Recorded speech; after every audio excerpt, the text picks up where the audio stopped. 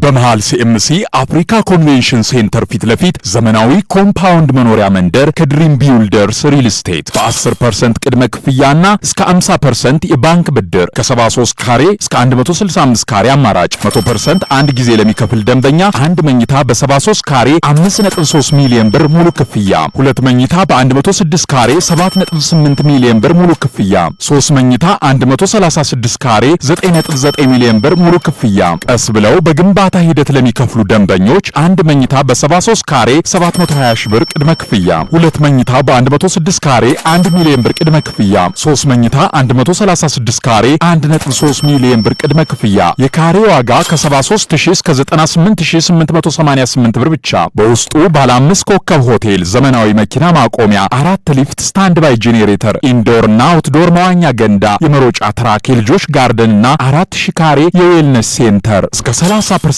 ቅናሽ ያገኙ። አሁኑን ይደውሉ። ድሪም ቢልደርስ ሪል ስቴት።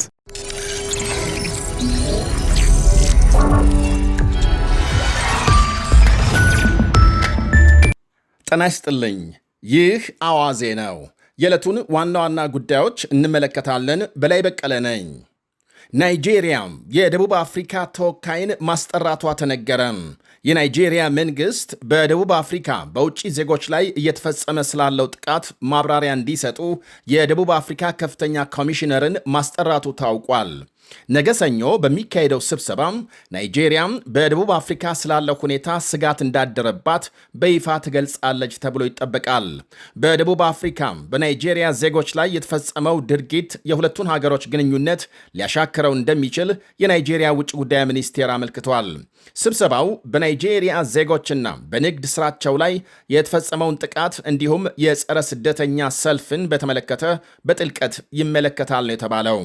ሰሞኑን በደቡብ አፍሪካ በውጭ ዜጎች ላይ በተፈጸሙ ጥቃቶች 2 የናይጄሪያና 4 ኢትዮጵያውያን መገደላቸው ሲታወቅ ሌሎች የአፍሪካ ሀገራት ስደተኞችም የጥቃት ሰለባ ሆነዋል።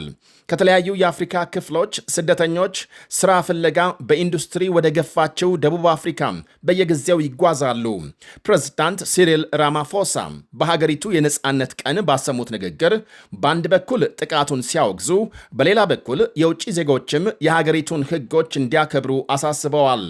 ደቡብ አፍሪካውያን ዘረኛውን የአፓርታይድ ስርዓት ለማስወገድ ባካሄዱት ትግል ኢትዮጵያን ጨምሮ ሌሎች የአፍሪካ ሀገሮች ድጋፍ ማድረጋቸውን አስታውሰዋል በዚያው ንግግራቸው። ሆኖም ጥቂት ደቡብ አፍሪካውያን የውጭ ዜጎች በህገወጥ መንገድ ሀገራቸው እየኖሩ የሥራ ዕድሎችን ከተወላጁ እየተሻሙ ናቸው፣ በአደንዛዥ ዕፅና በሌሎች ወንጀሎች ተሰማርተዋል በማለት ይከሳሉ። ባለፈው ሰሞን በተካሄደው እንቅስቃሴ የጸረ ስደተኛ ቡድኖች በሆስፒታሎችና ትምህርት ቤቶች ደጃፍ ሰዎች እያስቆሙ መታወቂያ ወረቀት ሲጠይቁ እንደነበር ይነገራል። እንዲሁም በፕሪቶሪያ የጸረ ስደተኞች ሰልፍ በተካሄደ ጊዜ የውጭ ዜጎች የንግድ ተቋማት እንዲዘጉ ጥሪ መቅረቡ ይታወቃል። አንድ የናይጄሪያ ተወላጅ በወቅቱ በሰጠው አስተያየት ሁላችንም ጥቁሮች ወንድማማቾች ነን፣ ሁሉም ስደተኛም ወደዚህ ሀገር የሚመጣው ለመኖር ሕይወቱን ለማቆየት ሆኖ ሳለ ለምን ይሄ ሁሉ ድርጊት ይፈጸማል ሲል ግራ ተጋብቶ ይጠይቃል። ሌሎች ስደተኞችም ተመሳሳይ ስሜት አላቸው። የአፍሪካ ወንድሞቻችን እንዲህ ያለ በደል ይፈጽሙብናል ብለን እንዴት እንጠብቃለን? በገዛ ቤታችን አፍሪካም ይህን ያህል ስጋት ላይ ከወደቅን አውሮፓ ብንሄድ ስታዲያም ምን ይገጥመን ይሆን ብለዋል ሐሳባቸውን ለመገናኛ ብዙሃን ያካፈሉ ስደተኞች። ባለፈው አንድ የጋና ዜጋ የስደተኛ ወረቀት ተጠይቆ መዋከብ ሲፈጸምበት የሚያሳይ ቪዲዮ ይፋ መሆኑን ተከትሎ የጋና መንግስት የደቡብ አፍሪካ ከፍተኛ ልዑካንን አስጠርቶ ማነጋገሩ ይታወሳል።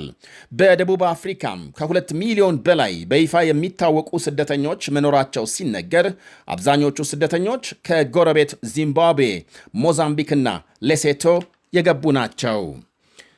ወደ ሌላ ዜና ስናልፍ ሩሲያ በተለያዩ የዩክሬን ከተሞች በፈጸመችው የድሮን ጥቃት ከ10 በላይ ሰዎች ሲገደሉ ከ80 በላይ መቁሰላቸው ተነግሯል። ከትላንት ሌሊት ጀምሮ ሩሲያም ከ260 በላይ ድሮኖች ወደ ዩክሬን ከተሞች መተኮሷን የገለጸው የዩክሬን አየር ኃይል አብዛኛውን መቶ መጣሉን አመልክቷል።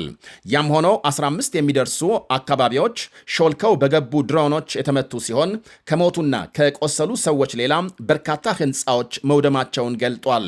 ዩክሬን በበኩሏ ከ300 በላይ ድሮኖች ወደ ሩሲያ መተኮሷን የሀገሪቱ ጦር አረጋግጧል። ልክ እንደ ሩሲያ ሁሉ የዩክሬን ጥቃትም ከቅርብ ጊዜ ወዲህ መጠናከሩ ይነገራል። ወደ ሌላ መረጃ አልፋለሁ። 2 የአሜሪካ ወታደሮች ሞሮኮ ውስጥ መጥፋታቸው ተነግሯል። ወታደሮቹ የጦር ልምምድ ላይ ሳሉ መጥፋታቸውን በአፍሪካም የአሜሪካ ወታደራዊ እዝ አፍሪኮም አስታውቋል። በአሜሪካም ኔቶና በአፍሪካ ሀገራት ኃይሎች መካከል በየዓመቱ በሚካሄድ የጦር ልምምድ ላይ የጠፉትን ወታደሮች ለማግኘት ፍለጋ እየተካሄደ መሆኑን አፍሪኮም ገልጧል።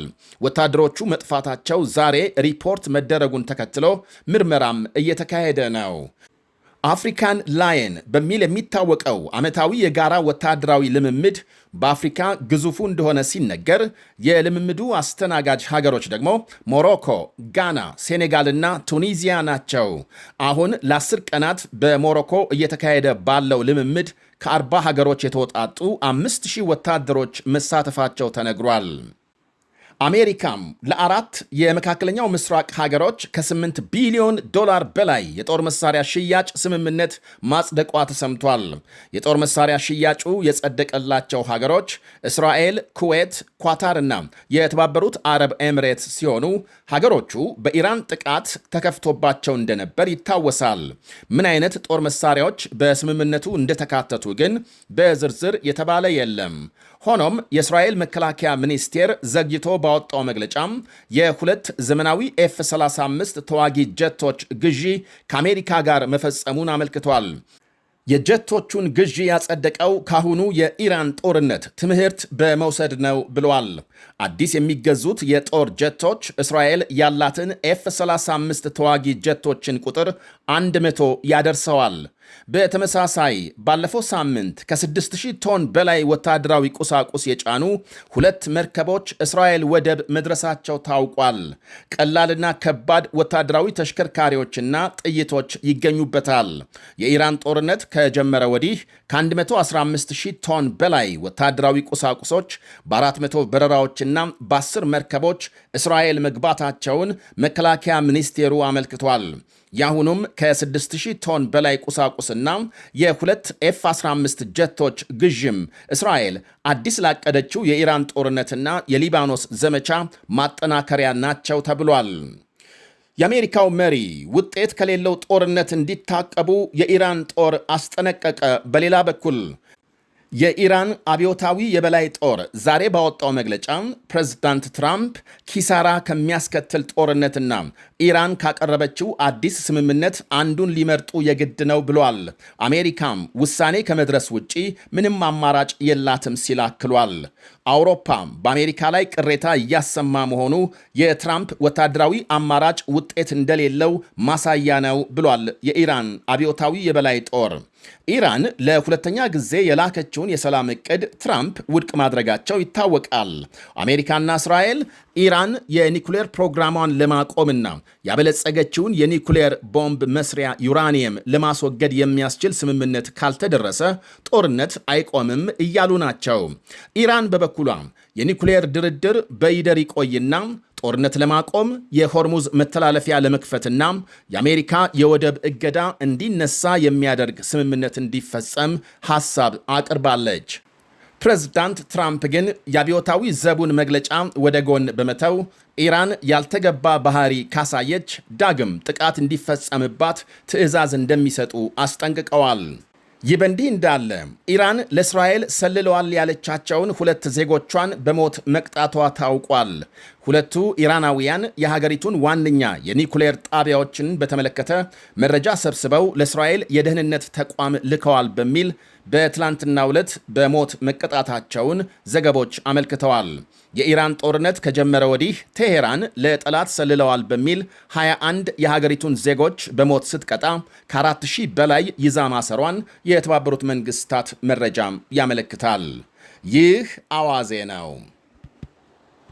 በመሃል ሲኤምሲ አፍሪካ ኮንቬንሽን ሴንተር ፊት ለፊት ዘመናዊ ኮምፓውንድ መኖሪያ መንደር ከድሪም ቢውልደርስ ሪል ስቴት በ10% ቅድመ ክፍያና እስከ 50% የባንክ ብድር ከ73 ካሬ እስከ 165 ካሬ አማራጭ 100% አንድ ጊዜ ለሚከፍል ደንበኛ አንድ መኝታ በ73 ካሬ 5.3 ሚሊዮን ብር ሙሉ ክፍያ፣ ሁለት መኝታ በ106 ካሬ 7.8 ሚሊዮን ብር ሙሉ ክፍያ፣ 3 መኝታ 136 ካሬ 9.9 ሚሊዮን ብር ሙሉ ክፍያ። ቀስ ብለው በግንባታ ሂደት ለሚከፍሉ ደንበኞች አንድ መኝታ በ73 ካሬ 720 ሺህ ብር ቅድመ ክፍያ፣ ሁለት መኝታ በ106 ካሬ 1 ሚሊዮን ብር ቅድመ ክፍያ፣ 3 መኝታ 136 ካሬ 1.3 ሚሊዮን ብር ቅድመ ክፍያ። የካሬ ዋጋ ከ73000 እስከ 98888 ብር ብቻ። በውስጡ ባለ 5 ኮከብ ሆቴል፣ ዘመናዊ መኪና ማቆሚያ፣ 4 ሊፍት፣ ስታንድ ባይ ጄኔሬተር፣ ኢንዶር እና አውትዶር መዋኛ ገንዳ፣ የመሮጫ ትራክ፣ የልጆች ጋርደን እና 4000 ካሬ የዌልነስ ሴንተር እስከ 30% ቅናሽ ያገኙ። አሁኑን ይደውሉ። ድሪም ቢውልደርስ ሪል ስቴት